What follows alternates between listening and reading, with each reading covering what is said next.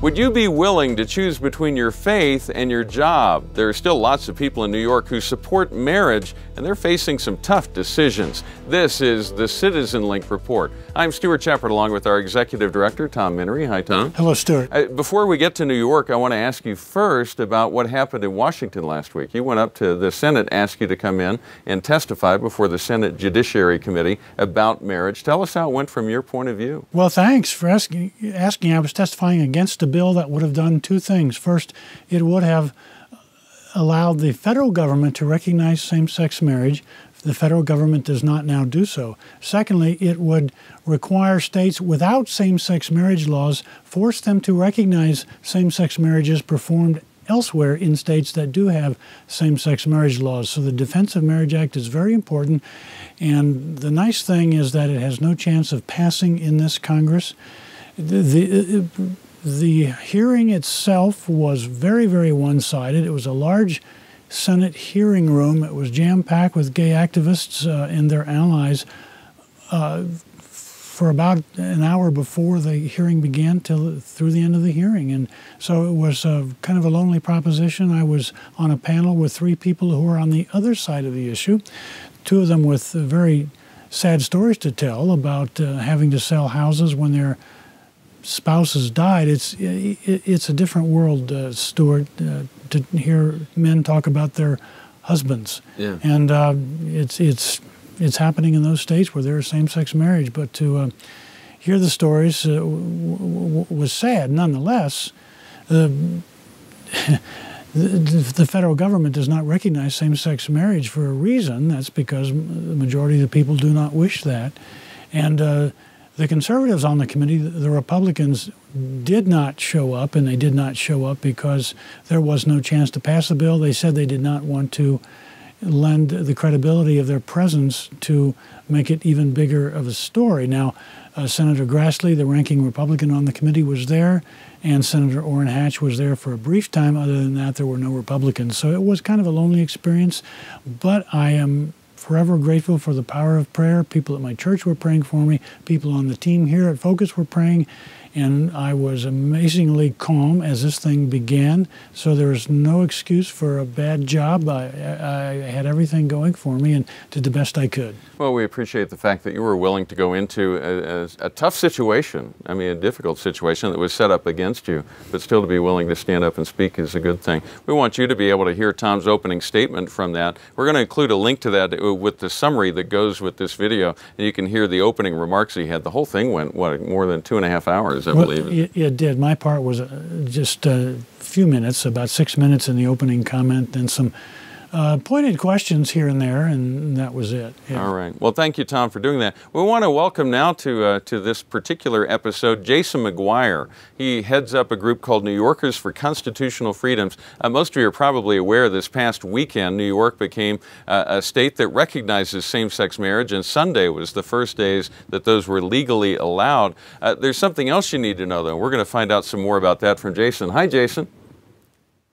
Hey, it's good to be with you. Thanks for having me today. All right. Yeah, thanks for making time for us today. First, I understand there were some large rallies of people who support marriage that took place this weekend. Tell us what you saw.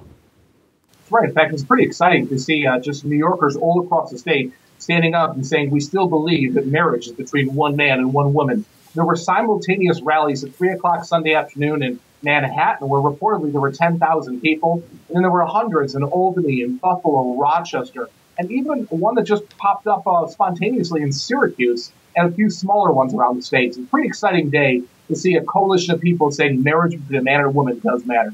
Well, while for some people it was a matter of driving to a rally to take part in that, for others it's becoming a choice of whether to keep their job. Tell us what you're seeing there.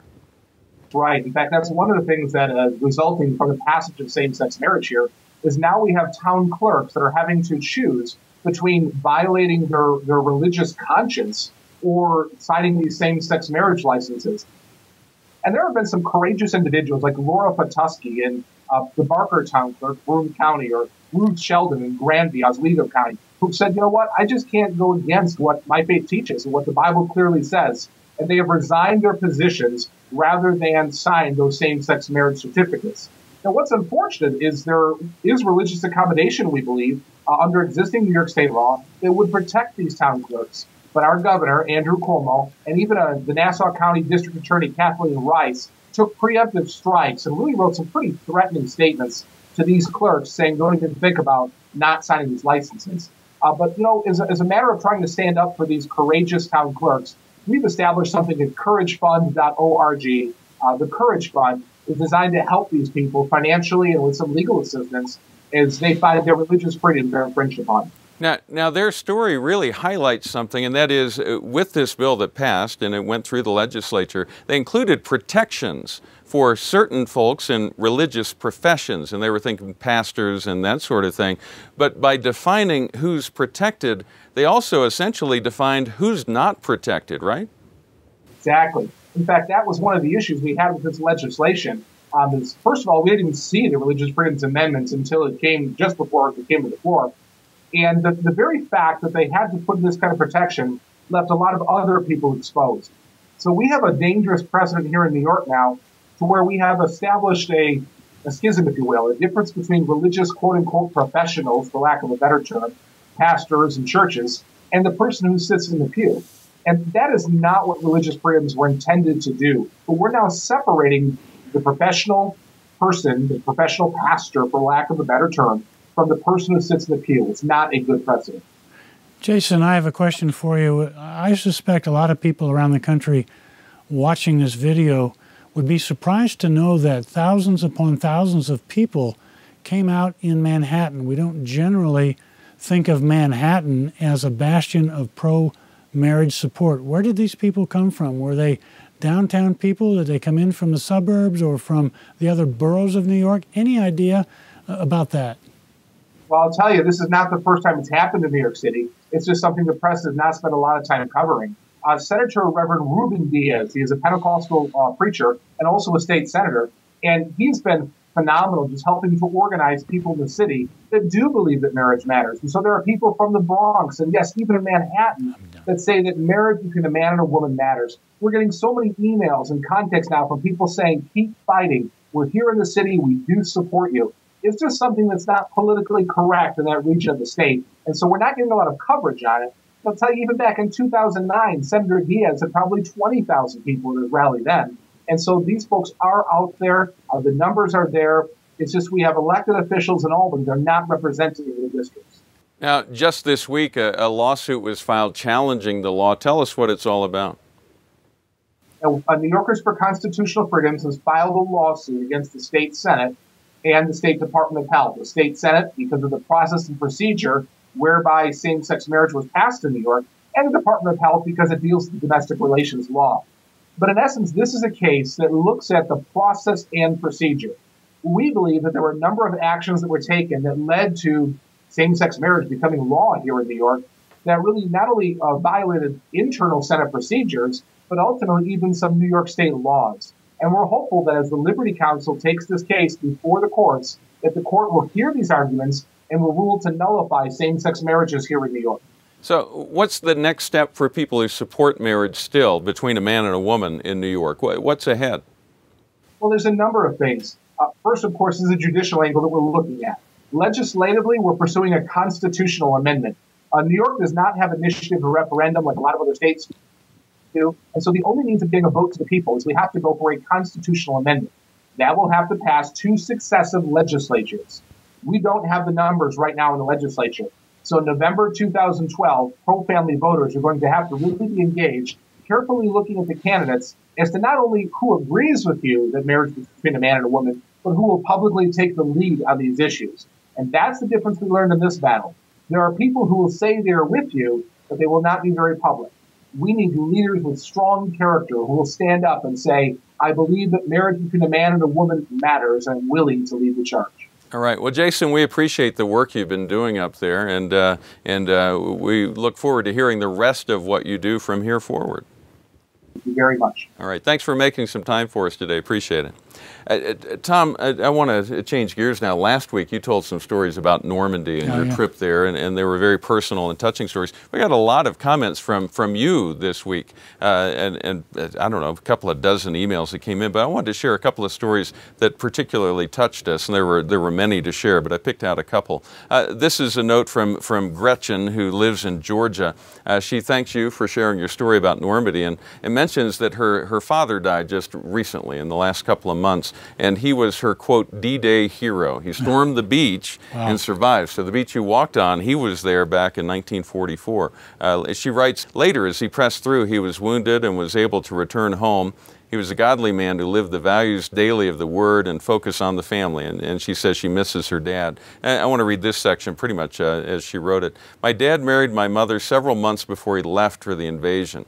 While training in England, the other men went to the pubs, etc., for recreation. My dad, loyal to his Lord, and my mom stayed behind and played with the evacuated London children. One of them, several years ago, located her dad, thanks to the internet, and he felt certain her dad had been killed during the war. He was so touched, he flew to the United States to see him. And she called that particular child from 1940s era, now obviously an adult, to let him know about her dad's passing recently. And he asked them to come to Scotland and to visit. And he's now 84 years old. So that was one story. Another one here from Charlotte, who's not sure what state she's from, but a viewer named Charlotte. She writes about her father, Ernest Wayne Scott, who's now gone, who fought in the Pacific Theater, and his brother, her uncle, Thomas Leslie Scott, an Army Staff Sergeant in the European Theater, served in World War II. Her dad was aboard the naval destroyer, the USS Softly, I believe I'm pronouncing it right, which was one of the most decorated destroyers of World War II. And she says he never spoke of his war experiences. It was just too painful to talk about. But here's the part I wanted to read to you. She writes, my uncle was in the forward troops throughout the entire European campaign and liberated numerous Nazi death camps. Being in the forward patrol, she writes, they were the first to enter many of the death camps. He won the Silver Star and numerous other medals, and he's alive and well, living independently in his house in Campbell, California. He's 87 years old. He's healthy, active, alert, and a delightful storyteller who tells stories about what they went through during those years in Europe. Those are wonderful stories, and very deep, deep emotions remain from that era, surprisingly so. The death of a loved one or someone who has been engaged in that kind of intense experience, such as invading Normandy, never loses the intensity of that experience. So you mentioned the possibility of doing a trip sometime to Normandy, and a lot of you wrote in and asked to be on a list for that. And we'll keep in touch with you and let you know as that goes forward. Tom, thank you for sharing today and for your insights on all of this, and especially appreciate your work on Capitol Hill last week. Well, you're welcome. It's an honor to defend the family in unfriendly circumstances. It really is. All right. And thank you for watching. We always appreciate hearing from you. You may write to us at mail@citizenlink.com. Remember to pray for those fine soldiers who fought during World War II and for their families now as they collect these memories and try to pass them on to the generations ahead. Also pray for the people in New York who are supporters of marriage but now finding themselves in a very unfriendly state toward their beliefs and even their jobs now being on the line, trying to decide between whether to go with what they're told to do at work or to go with their faith. And it's a tough decision. Pray for them that they have clarity and discernment as they make those decisions. Remember, stand tall and be heard.